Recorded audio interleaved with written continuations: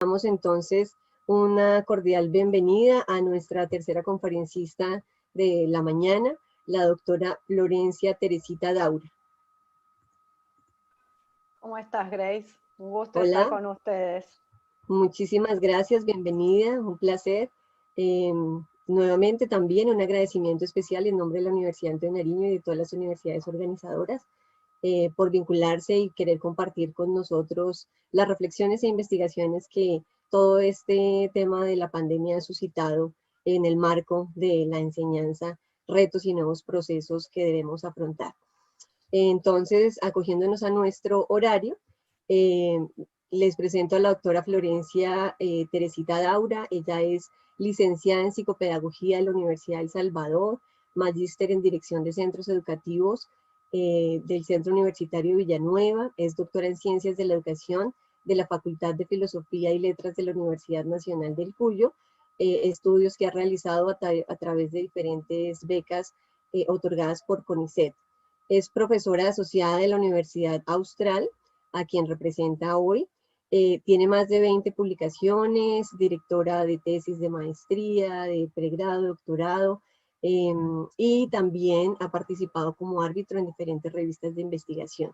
Entonces, sin duda, el tema que nos va a presentar, como los dos anteriores, resultará de gran relevancia. Les recordamos que a través del chat pueden hacer sus preguntas. Entonces, doctora Florencia ya puede dar inicio a su presentación. Le recordamos que son 40 minutos y luego 10 minutos para las preguntas del público. Perfecto. Bueno, yo ahora les voy primero a compartir la pantalla.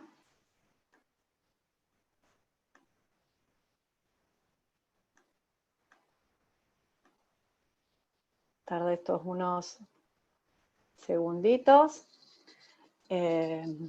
Primero, bueno, obviamente dar gracias a las universidades organizadoras por haberme invitado a conversar, a hablar con ustedes sobre esta temática que hoy nos convoca y de la que espero todos aprendamos un poquito más, ustedes y yo también, porque es lo que considero que ocurre en cada encuentro de este tipo. Y hoy les voy a hablar y vamos a compartir distintas ideas que se engloban en este título: la comunidad escolar como medio para el desarrollo socioemocional en tiempos del COVID.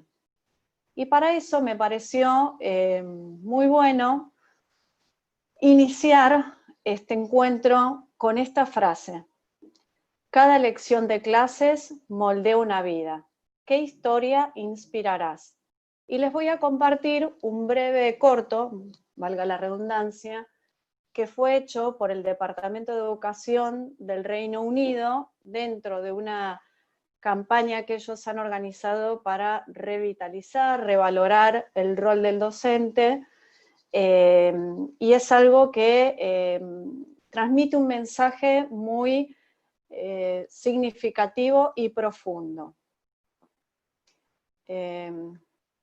Dura muy pocos minutitos. Les voy a pedir que se centren sobre todo en las miradas, en las palabras que se transmiten los alumnos y los docentes, y la historia se centra en la vida de una chica que transcurre desde su niñez hasta la adolescencia, y se muestran imágenes de esta chica dentro de una comunidad educativa.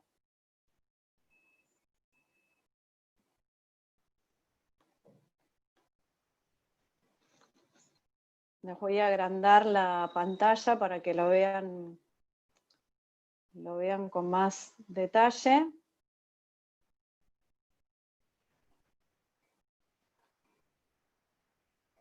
Y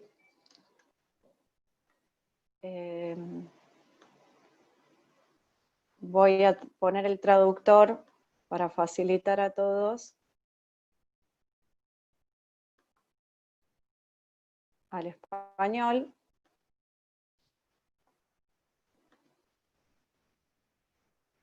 Es muy breve.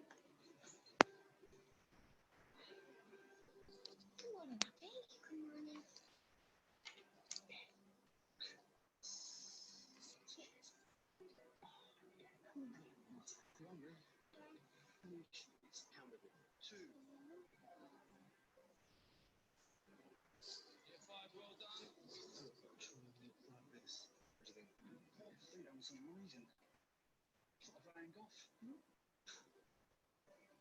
would you define identity? Who you are.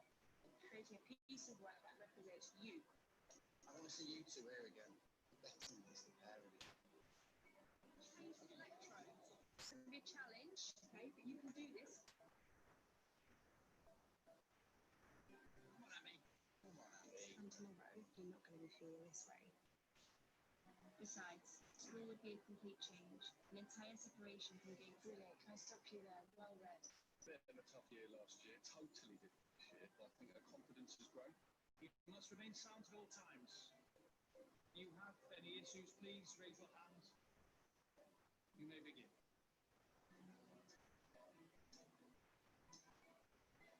Settling down, we make sure we've got the dates written, the title. Characteristics that make us who we are. Well read. Got so little together. My spirit was me. Enjoyed our time in this school. This is going to be challenging. You can achieve whatever you want to in life. You need me. You can come and talk to me. Teaching. Every lesson shapes a life. Search get into teaching.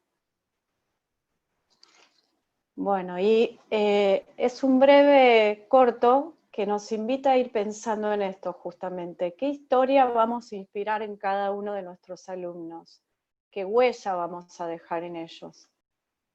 Y vamos a seguir reflexionando un poquito más. Les voy a pedir para eso que entren, si tienen en sus celulares, la aplicación Mentimeter y agreguen este código que allí aparece, o bien que entren al sitio www.menti.com y agreguen el código 4651661.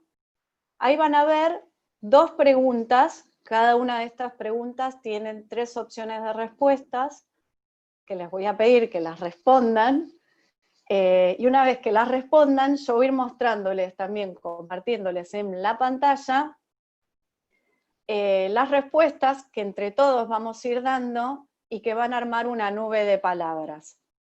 Les voy a dejar unos minutitos.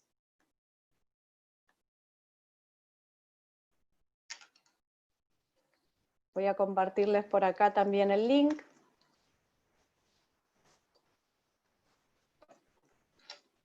Así entre todos podemos participar.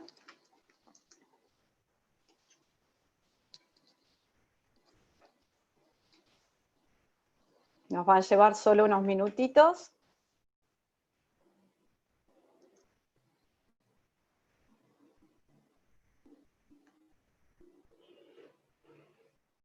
Y ahora voy a dejar de compartir esta pantalla y les voy a compartir la de las nubes de palabras.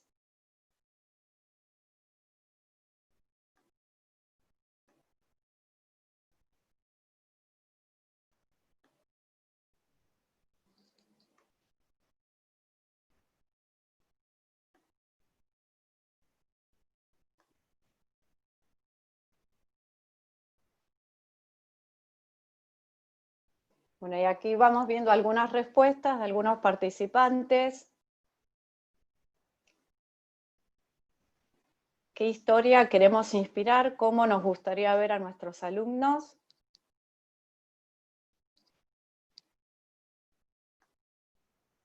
Dejo unos minutitos para que se vea esa nube de palabras.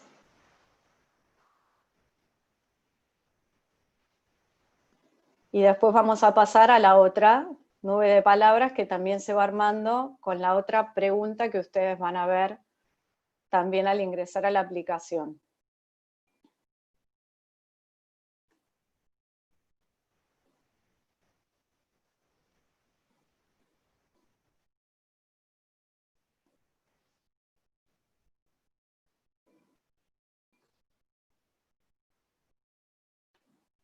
Dejo unos minutitos más. La mayoría de las veces que hemos hecho este mismo planteo, cómo les gustaría ver a nuestros alumnos, cómo nos gustaría verlos dentro y fuera del aula, La mayoría de las respuestas están en línea con las que van apareciendo ahora y que vamos compartiendo entre todos.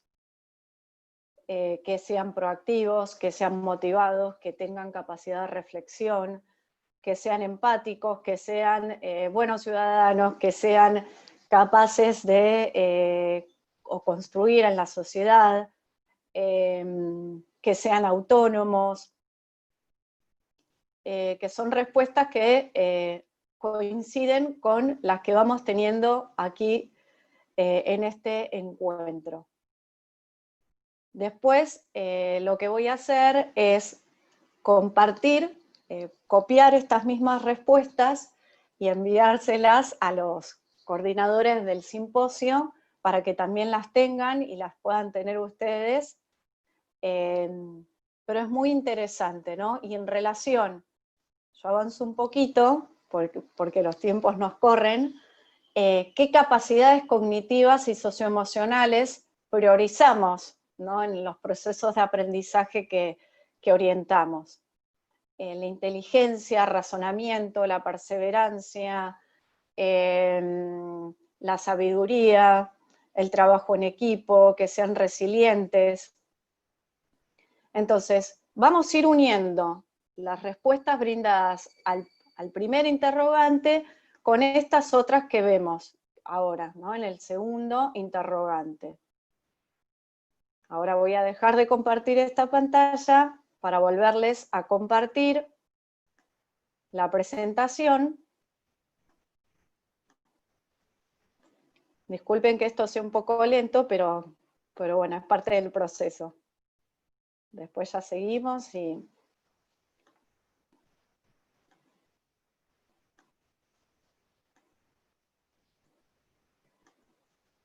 Entonces, en base a las respuestas que cada uno fue dando y cada uno va pensando,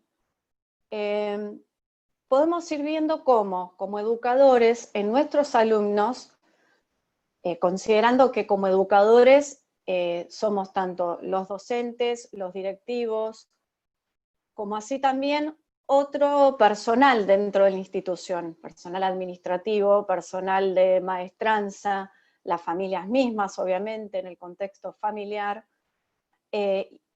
Todos actuamos y tenemos algún rol como educadores. Y todos, en algún momento, dentro del proceso de enseñanza-aprendizaje, originamos en nuestros alumnos alegrías, incertidumbres, momentos de quiebre, de reflexión, que llevan a un mayor crecimiento. Ahora también tenemos que ir pensando cómo respondemos a estos otros interrogantes. ¿Cómo estamos incluyendo el desarrollo de capacidades cognitivas y socioemocionales en los alumnos? ¿Cómo promovemos su formación en el equipo directivo, docente y administrativo? Porque una cuestión muy importante, como veremos más adelante, es que no podemos dar lo que no tenemos. Y si nuestro equipo no cuenta con esas competencias, con esas fortalezas o capacidades que queremos formar en nuestros alumnos, no tendremos cómo transmitírselas. ¿Cómo incluimos estas competencias, estas capacidades en la enseñanza presencial y cómo las estamos incluyendo en la enseñanza a distancia? Aquí, por enseñanza a distancia, englobo toda la terminología que hay con respecto al tema para no entrar en discusión, pero hago referencia a educación en línea, la educación virtual, educación blended, ¿sí? Que es todo un fenómeno que lo hemos vivido más a flor de piel a raíz de toda la crisis por COVID-19 y la cuarentena consecuente, ¿no? Que, a mi entender, originaron quiebres que tienen una faceta negativa y otra positiva, ¿no? Estas son algunas de las imágenes que las hemos vivido muy de cerca en nuestro país y en el de todos ustedes seguramente también, ¿no? Y que influyeron a nivel familiar, a nivel social, a nivel laboral.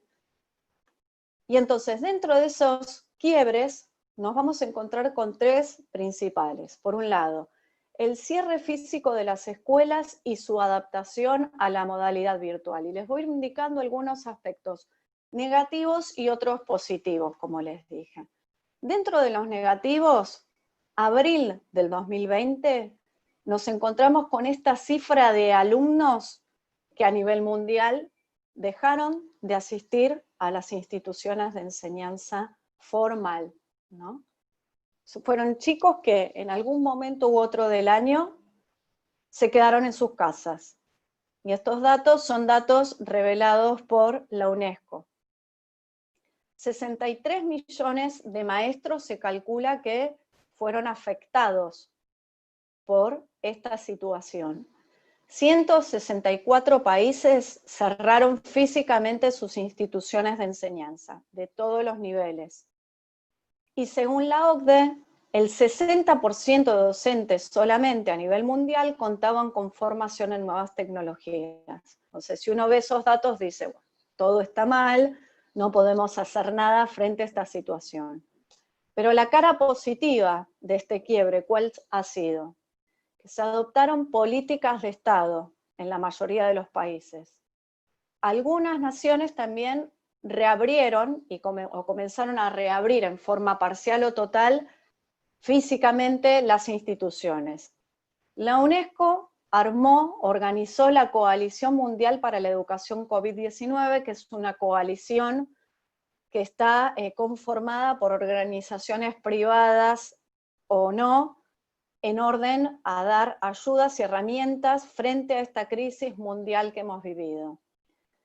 Y todos los docentes, obviamente, salvando las diferencias que pueda haber entre país y país y entre instituciones de carácter privado o estatal, iniciaron algún proceso de formación intensivo. De hecho, todos nosotros nos tocó tener que adaptar muy rápidamente las materias que dábamos en la presencialidad.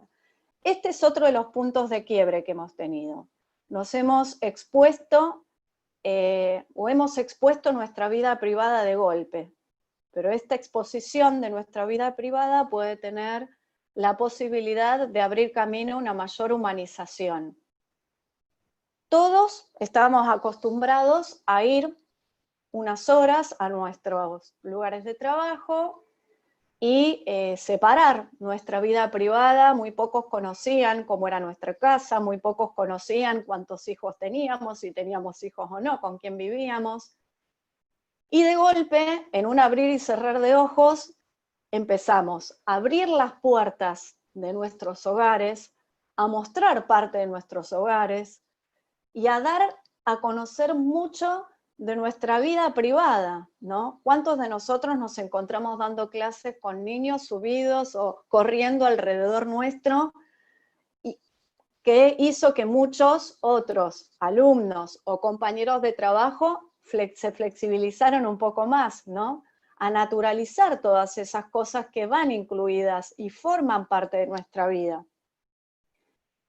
Y esto también dio lugar muchas veces a dolores de cabeza, a mucho estrés, pero da la oportunidad de, si lo sabemos aprovechar, de encontrar un mayor equilibrio entre lo privado y aquello que no lo es, entre las horas que dedicamos al trabajo y las horas que dedicamos a otros aspectos importantes de nuestra vida. Y el tercer punto es toda la desregulación emocional, socioemocional, que todos hemos vivido, y la búsqueda de un mayor equilibrio socioemocional. Y aquí hay algunas cuestiones muy importantes. Según estudios que se hicieron en Europa, que fueron obviamente, como todos sabemos, los primeros que vivenciaron la crisis originada por el COVID, el 60% de los niños italianos empezaron a sufrir regresiones de niños chiquitos, ¿no? Entre 2 y 4 o 5 años, regresiones, mucha desregulación emocional. Chicos más grandes comenzaron a vivir muchas alteraciones en el sueño, lo llaman como un jet lag doméstico, que muchos también lo asemejan o explican que es un síntoma que se vivencia frente a situaciones de estrés o de crisis naturales, ¿no? Y obviamente también estas regulaciones emocionales los adultos las hemos vivido por el mismo hecho de compaginar la vida laboral, familiar, en un mismo lugar físico, más aún si las cuarentenas se han extendido en demasía. Pero a su vez, esto que lo podemos ver como algo crítico y negativo, originó algo muy positivo, que fue el hecho de que aumentaran las consultas con profesionales de la salud para encontrar justamente un mayor equilibrio socioemocional, y también originó una mayor naturalización de esa necesidad, ¿no? Necesitamos solamente no estar bien físicamente, sino también estar bien socioemocionalmente. Y nos hizo ver la necesidad también de contar con capacidades que tal vez muchos no teníamos, capacidades de orden emocional y social, y que esta realidad nos hizo tener que poner a flor de piel. Entonces, ante estos efectos negativos y positivos nos podemos ir preguntando, ¿hasta cuándo se va a extender esta situación? Si concluye, ¿nos enfrentaremos a otras situaciones similares a futuro? ¿Y qué estamos haciendo desde las instituciones educativas para prepararnos, para preparar a nuestros docentes, para preparar a nuestros alumnos? Al hablar de instituciones educativas o de comunidad educativa, de comunidad escolar, hago referencia a todas las instituciones educativas, de todos los niveles, desde inicial hasta el nivel superior. Entonces, en lo que respecta a la comunidad escolar, y en esto hemos hecho un interesante trabajo con las colegas Sánchez Agostini y Laudadío, en donde remarcamos la importancia de que el estudio de la comunidad escolar se ha profundizado en su análisis al ver cómo es un contexto que puede incidir a prevenir conflictos personales, sociales, pero a su vez a llegar a lograr una verdadera educación integral. Mucho se habla de la educación integral, pero no se sabe cómo hacerlo. O no se aplica como se la tendría que aplicar. En muchas instituciones sí se lo hace, obviamente que sí.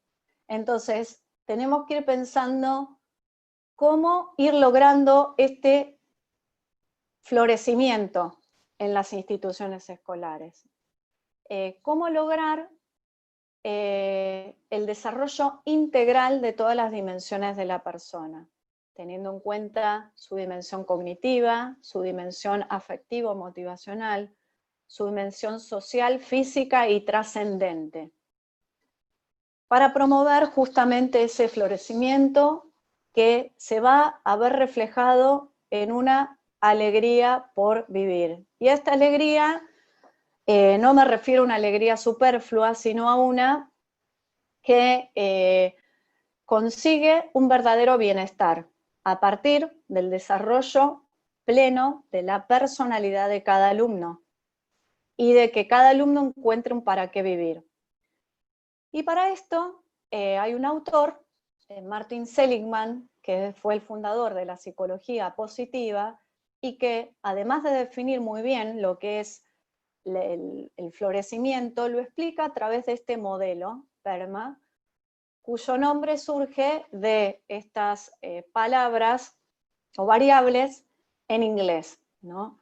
Un verdadero florecimiento se consigue o se obtiene a partir de que vivenciamos emociones positivas, nos involucramos con las actividades, con las personas con las que convivimos, tenemos vínculos positivos y sanos, es decir, nos sentimos bien al estar con otros y hacemos agradable la vida de los demás, tenemos un sentido por el cual vivir y a su vez tenemos y vivenciamos esa sensación de logro frente a los pequeños logros de cada día.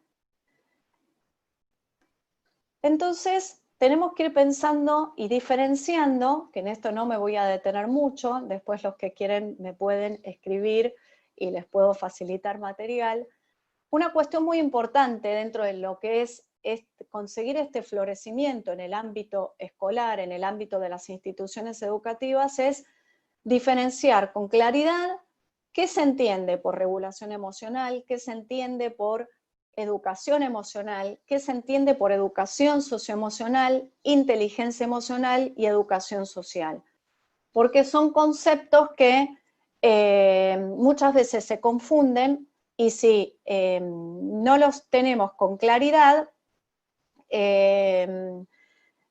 luego no podemos llegar a concretar cómo definir esas capacidades que queremos lograr en los alumnos y cómo las queremos también desarrollar y evaluar. También los invito, por si quieren leer con más detenimiento en este trabajo, en esta investigación que les mencioné recién, a estos conceptos los definimos con detalle y profundidad. Entonces, en orden con lo que estamos hablando, ¿cómo ir logrando este florecimiento en las instituciones educativas? Está comprobado que aquellas instituciones que promueven innovación, no por el hecho de innovar, como vamos a ver después, sino en vinculación con esas capacidades que se quieren desarrollar en los alumnos. Aquellas instituciones que tienen un vínculo personal y personalizante con sus alumnos y con su equipo de trabajo. Aquellas instituciones en las que se resguarda el vínculo con las familias y con el contexto que las rodea, son aquellas que verdaderamente logran ese desarrollo integral de sus alumnos. Ese desarrollo integral que va orientado a formar un buen carácter como base para mejorar los logros y florecimiento de la persona. Entonces, tenemos que ir pensando cómo el desarrollo de estas capacidades tiene que afectar a nuestras instituciones en forma implícita, en la cultura de nuestros colegios, de nuestras universidades, de nuestros institutos, y que se refleje en última instancia en su ethos, en el ethos, ¿no? ¿Cómo es esa institución? ¿Qué aire se respira en esa institución? Y en forma explícita, a través de los diseños curriculares y de sus proyectos educativos o de aprendizaje, para lograr en última instancia que sean lugares en donde no solamente uno se sienta feliz, es decir, quiera formar parte de ese lugar, quiera volver a clases ahí, quiera volver a la escuela una vez que se las reabra físicamente, sino que aprendamos a ser felices. ¿Cómo lograr esto? Bueno, les voy a presentar un modelo que yo lo denomino, es un modelo que diseñé a partir de investigaciones previas, que lo denomino steps o pasos en español, que son pasitos justamente que están señalados a través de vocales. Sabemos que las vocales son en nuestro lenguaje las que dan sonido a las palabras. Entonces, en este modelo, estos pasos intentan ser el sonido que dé esta educación integral, educación dirigida al florecimiento y al desarrollo de las capacidades de nuestros alumnos en cada institución. Son pasos que se pueden aplicar en forma aleatoria, priorizando siempre el segundo, que está dado por la letra E, y el cuarto, que es el que está dado por la letra O, como los vamos a ver ahora. El primer paso está dado por la letra A, y que hace referencia al aprendizaje que permita fluir. Tenemos que generar cada vez más ambientes de aprendizaje en donde se propicie el lugar para la reflexión, para el juego, para la meditación. Hay países en donde ya se ha incorporado dentro de los diseños curriculares la importancia de dedicar horas al mindfulness. Y la importancia también de generar situaciones en donde todos disfrutemos, ¿no? en donde el educador, el que orienta ese proceso, también disfrute, se divierta. A muchos esa palabra diversión no les agrada, a mí sí, me agrada porque yo creo que el docente, el educador, dentro del espacio del aula, físico o virtual, tiene que conseguir eso, tiene que disfrutar de dar la clase, ¿no? Si llega un momento en donde eso no lo estamos vivenciando, nos tenemos que cuestionar qué nos pasa. Muchos conocerán al psicopedagogo italiano Tonucci, que también es un famoso ilustrador, como ilustrador firma Frato, después vamos a ver una ilustración de él, y él, no haciendo referencia a esto, sí a otras cuestiones del aprendizaje dentro de las escuelas y fuera de ellas, tendientes, ¿no?, a propiciar el juego, explica que nos tenemos que cuestionar las horas que dedicamos a las tareas escolares en las casas, porque hoy en día a muchos niños les ocurre que cuando se van de la escuela y van a sus casas, están solos, entonces no tienen alguien que oriente sus aprendizajes. De esta manera tenemos que ir pensando cómo lograr aprovechar más el hecho de que en la escuela, en los institutos, del nivel que sea, se aproveche el espacio de aprendizaje para hacer las actividades ahí, para aprender realmente. Y pasamos a la segunda letra, que es una de las más importantes, y que hace referencia a enseñar con el ejemplo, el modelado. Hay numerosas investigaciones, entre ellas fueron precedidas por Albert Bandura, el que fundó la teoría del aprendizaje social, en donde se muestra con claridad el poder, la influencia que tiene en ambientes de enseñanza formal e informal el ejemplo. Los adultos somos espejos y nos reflejamos en los niños, nos reflejamos en las nuevas generaciones. Y en esta ilustración de Frato, esto se muestra muy bien, ¿no? Vemos ahí cómo el nene a los 6 años, el maestro le dice, hazlo así, como con orden, ¿no? Pero sin mostrarle con claridad. Si estamos a la distancia, sin acercarnos, ¿cómo vamos a mostrarles con el ejemplo? ¿Cómo los vamos a modelar a nuestros alumnos? Luego a los 8 años se hace así, posteriormente a los 10 siempre debes hacerlo así. Y luego en algún momento se le tiene que decir, ahora elegís vos. Si no le hemos mostrado con claridad cómo hacerlo, nunca va a poder elegir, nunca va a poder elegir con responsabilidad, con libertad, con una verdadera libertad. Y la enseñanza integral apunta a eso. Entonces tenemos que ir preguntándonos, ¿cómo nos tratamos como adultos? ¿Cómo nos tratamos como docentes? ¿Cómo tratamos a nuestros alumnos? ¿Cuántos de nosotros tenemos historias en nuestras vidas de docentes que nos dejaron una huella que nos marcó en positivo y otros que no? ¿Y cómo tratamos a las familias que tienen que ser nuestros aliados en positivo, ¿no? Y esto, como dice un autor, es generar y desarrollar la cultura del adulto, que consiste en ser para que las nuevas generaciones sean. Y para esto es importante generar en nuestras instituciones espacios destinados a que nuestros docentes formen esas capacidades que queremos desarrollar en nuestros alumnos, porque si nuestros docentes no las tienen, no van a tener materia prima para luego mostrarles a nuestros alumnos, a sus alumnos, cómo desarrollar esas capacidades. Y promover también factores de bienestar, preguntándoles a nuestros docentes cómo se sienten, ¿están motivados? Si no están motivados, ¿qué les está pasando?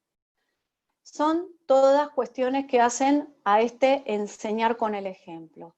Y aquí tenemos la I de la innovación, que está muy atada a producir situaciones generadoras de motivación intrínseca.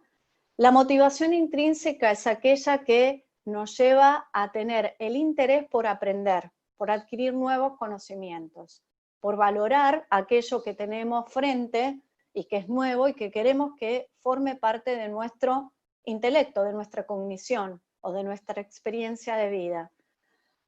Y son aquellas, o es ese tipo de motivación que tenemos que estimular aún más cada vez que seleccionamos un recurso innovador, ¿no? De ir pensando cómo este recurso se vincula y propicia la capacidad que quiero lograr en mis alumnos, o simplemente lo voy a aplicar para que se diviertan en el aula, se entretengan, se motiven.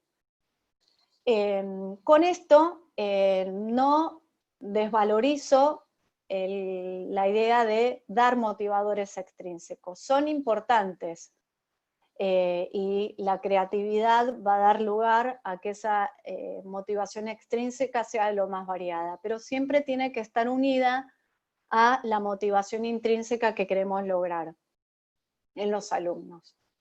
Y en cuarto lugar está el paso de orientar todo el proceso de enseñanza hacia este florecimiento, hacia esta educación integral en donde prioricemos las capacidades o fortalezas de carácter que queremos que nuestros alumnos desarrollen.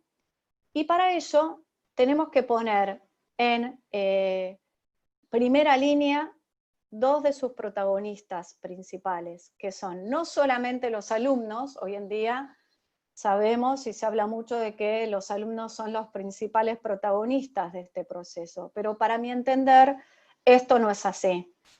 Los principales protagonistas también somos los educadores, porque somos aquellos que tenemos que orientar a los alumnos hacia donde queremos que vayan. Si no les mostramos un horizonte claro, los alumnos van a estar perdidos y sin saber hacia dónde o qué metas lograr, ¿no? Y por otra parte también los chicos, sin decirnos, digo chicos porque en Argentina se usa mucho esta palabra, los alumnos buscan siempre, aunque no nos lo digan, un horizonte, alguien en quien reflejarse.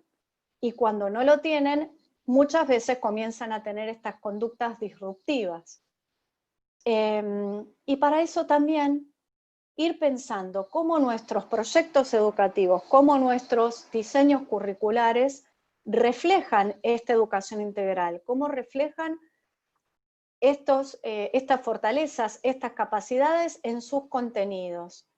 Cómo se incluyen en estos contenidos la promoción de capacidades, ¿no? Ir pensándolo, y cómo este diseño curricular también se vincula o está ajustado al proyecto educativo que tengo en mi institución y al ideario, en orden a lo cual voy a considerar esas capacidades que quiero priorizar.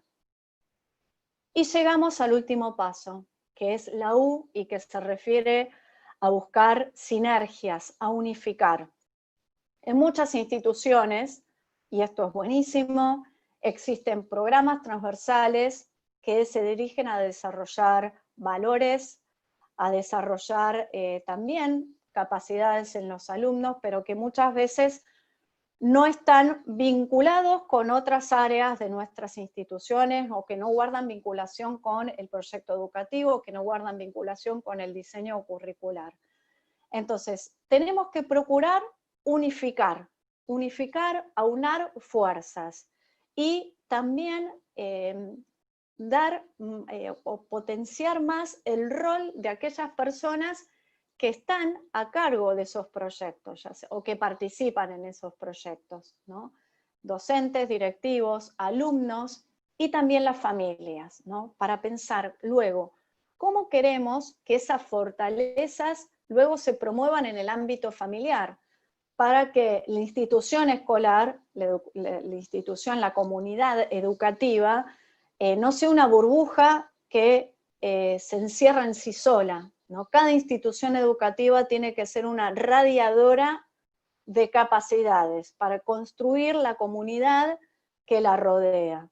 Y también considerar, y en esto tendrán una mayor responsabilidad los directivos o aquellos que formen parte de esos programas que ya existen, y si no existen los tendremos que considerar, qué fortalezas son priorizadas en el contexto, en forma implícita o no. Tenemos un contexto en el que vivimos que suele ser agresivo, sobre todo en las grandes ciudades, en donde a veces también hasta se promueven disvalores, pero eso en forma explícita. Implícitamente en todas las sociedades existen valores o existen capacidades que hoy en día todavía, valga la redundancia, se valoran y se quieren promover en los alumnos. Entonces, teniendo en cuenta cada uno de estos pasos es como vamos a poder lograr en las comunidades educativas un verdadero cambio, ya sea que sigamos en forma ordenada cada uno de esos pasitos o no, en forma aleatoria, recordando priorizar la E del ejemplo, el modelado, y la O de organizar todo el proceso de enseñanza en torno a esas capacidades que apuntan a la integralidad del educando. Y bueno, con esto cierro a mis palabras y doy lugar a lo que me quieran preguntar. Voy a dejar ahora de compartir la pantalla. Gracias, De nada, gracias. profesora Florencia, sin duda muy interesante. Yo creo que en este momento, además de como educadores, docentes en formador, investigadores y demás, estamos pensando mucho en cómo mejorar procesos de enseñanza-aprendizaje, pero el tema socioemocional está encima de esa preocupación y se requiere trabajar para que realmente logremos los procesos de enseñanza-aprendizaje que nos proponemos.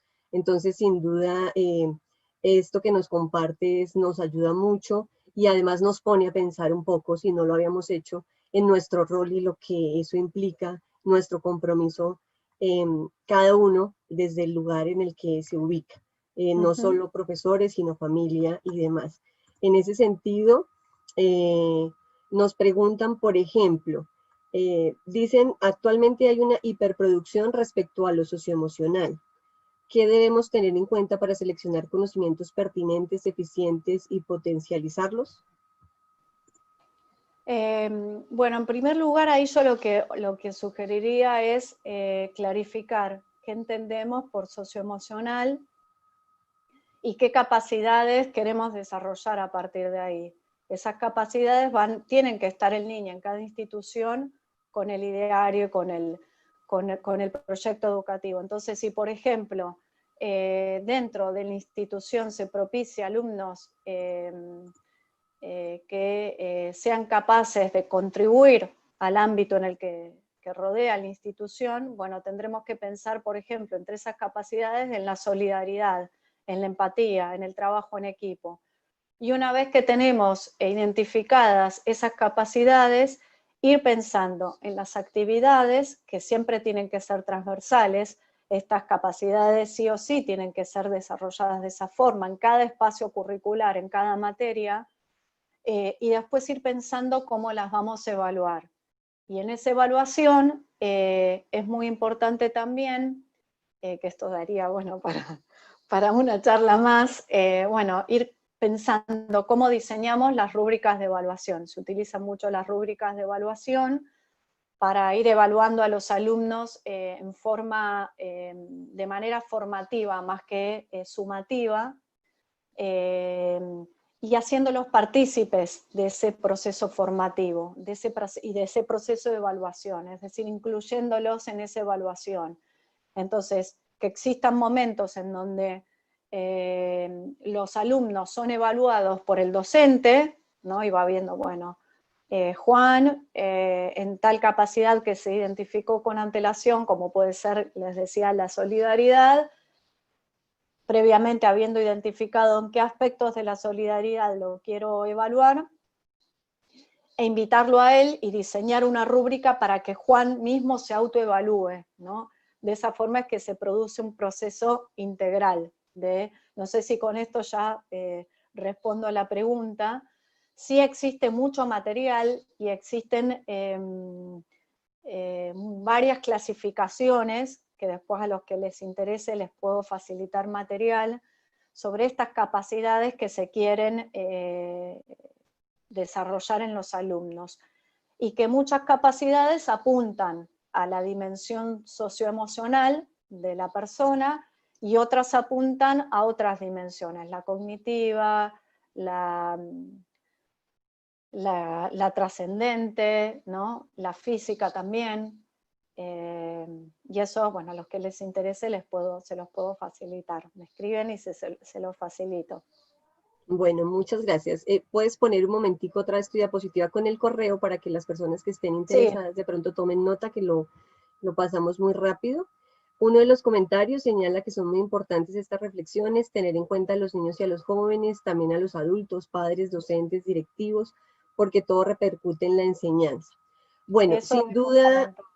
sí, señora. Sin duda un tema muy importante, tú nos presentas unos pasos, digamos, tu propuesta.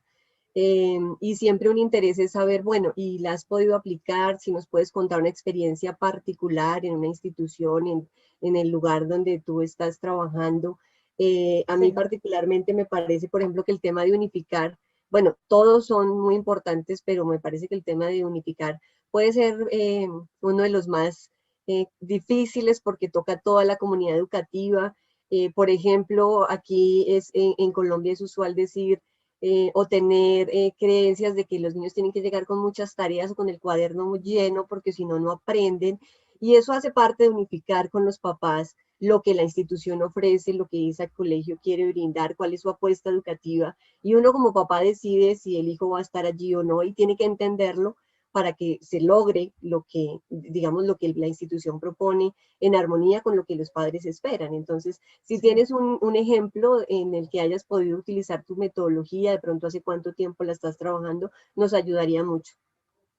Bueno, en realidad la hemos aplicado en la universidad en la que estoy, a través de un programa que comenzamos a desarrollar, que es un programa transversal y que se dirige a promover algunas capacidades en los alumnos universitarios, ¿no? de carreras de grado.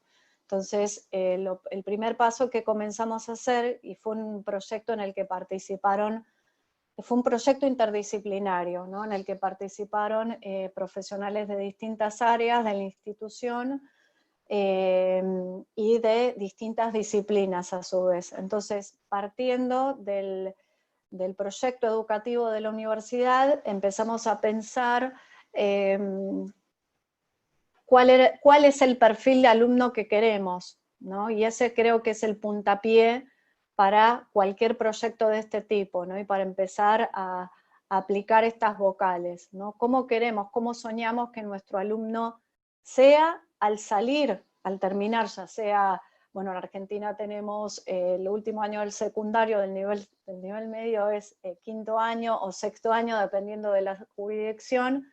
¿Cómo nos imaginamos? ¿Qué capacidades va a tener? Bueno, ese chico va a ser proactivo, va a ser capaz de trabajar en equipo.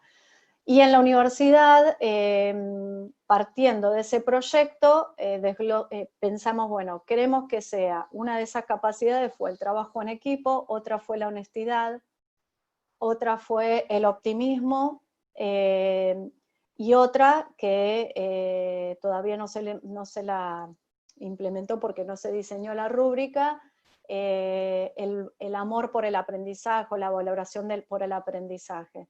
Entonces, una vez que identificamos esas capacidades, empezamos a pensar qué entendemos por esta capacidad, ¿no? Entonces, fue como un primer trabajo de definir esa capacidad. Y una vez que las definimos, empezamos a diseñar dos cosas. Por un lado, un taller de formación para los docentes que directamente iban a trabajar con los alumnos y las rúbricas de evaluación, ¿no? Cómo se los iba a evaluar a los alumnos. Y se optó por evaluarlos, por hacer una evaluación por parte de los docentes, por parte de los propios alumnos y por parte de los compañeros de los alumnos. Entonces se hizo realmente una evaluación integral o en 360 grados, por decirlo así. Y bueno, el proyecto se encuentra en fase todavía aún en piloto, porque estamos haciendo los primeros pasos, pero hasta ahora los resultados han sido muy buenos, ¿no? Esa es la experiencia directa que he tenido, fue de mucho trabajo, porque como vos decís, Grace, también implica ponerse de acuerdo con varios actores, pero ahí, bueno, uno lo que tiene que hacer es tratar de unificar, de sinergizar y de potenciar a cada actor, ¿no?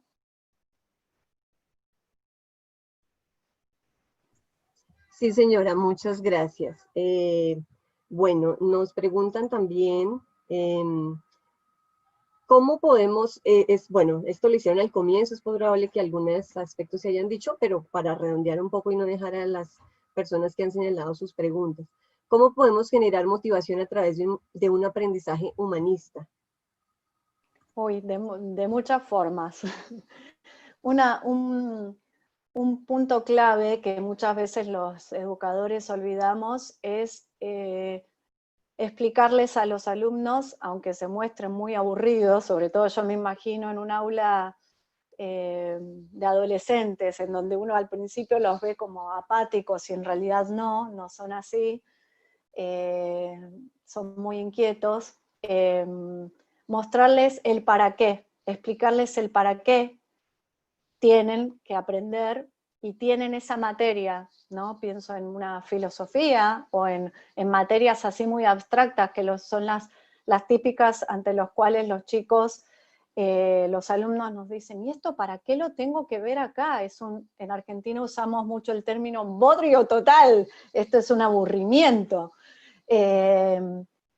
Nos olvidamos de eso, de hacerles ver para qué les va a servir, e ir tratando también de vincular todo a la vida cotidiana de los alumnos, ¿no? La teoría siempre tiene que estar vinculada con su vida real, porque si no, ellos no encuentran una conexión y no entienden el para qué. Y para eso tendremos que usar mucho la creatividad, ¿no? Ir viendo determinados autores y en cómo ellos lo mostrarían o lo ven en la vida cotidiana, cómo lo ven en el vínculo que tienen con sus amigos. Ayuda mucho también utilizar películas, series, y hay series hoy en día que están muy de moda y que son muy ejemplificadoras. Y a su vez utilizar a veces, pero siempre como les había dicho antes, en relación con lo intrínseco, estímulos externos. Esos estímulos externos pueden ser desde un día sorprenderlos con un regalo, no sé, caramelos, bombones, hasta llevarlos un día fuera del aula, ¿no? Y a nivel pedagógico tenemos muchos pedagogos que así nos lo han mostrado. Freinet, que es de hace décadas atrás, fue un pedagogo que nos enseñó cómo integrar el aula al espacio de afuera, cómo integrar el aula con las cartas. En ese momento que obviamente no existía internet, él empezó a promover la correspondencia entre chicos de un colegio y otro, ¿no? Y tantos recursos que podemos utilizar y que están en la misma historia y en la misma trayectoria de vida, por decirlo así, que ha tenido la educación a lo largo de la historia, ¿no? Reflotándolo y ayornándolos a nuestra actualidad. Muchísimas gracias, profesora Florencia, por su conferencia, por los aportes. Bueno, ya llegamos a la hora programada para el cierre de esta charla. Quienes estén interesados en ampliar o hacer preguntas adicionales, entonces en pantalla pueden tomar nota del correo electrónico y del Instagram de la profesora Florencia. Entonces, de nuevo, en nombre de la Universidad Antonio Nariño y de todas las universidades aliadas, muchísimas gracias por aceptar esta invitación y compartirnos todo este escenario tan pertinente y con, digamos, ejemplos explícitos, que es a veces lo que uno más necesita, no solamente quedarnos un poco en la teoría, sino que nos den algunas luces sobre cómo podemos ir haciendo algunas cosas. Entonces, muchísimas gracias de nuevo por la conferencia. Gracias, Grace, a ustedes, y lo que necesiten, las personas que han escuchado me escriben y yo con gusto les responderé lo que necesiten. Y me alegro que lo que brindé les haya dado herramientas concretas. Bueno, muchísimas gracias. Entonces, le cedo la palabra ahora a mi compañero Ronald, quien va a estar liderando la siguiente franja de este evento. Entonces, Ronald, bienvenido, buenas tardes. Buenas tardes, muchísimas gracias Grace, muchísimas gracias doctora Florencia por esta excelente conferencia. A Grace también por acompañarnos como moderadora en este espacio. Creo que para todos los asistentes a este evento el día de hoy ha sido una serie, digamos, de intervenciones bastante importantes para seguir reflexionando y seguir pensando en nuestras prácticas, también para entender los procesos que como sociedad estamos enfrentando. Así que en ese orden de ideas vamos a abrir, digamos, o seguir con este espacio.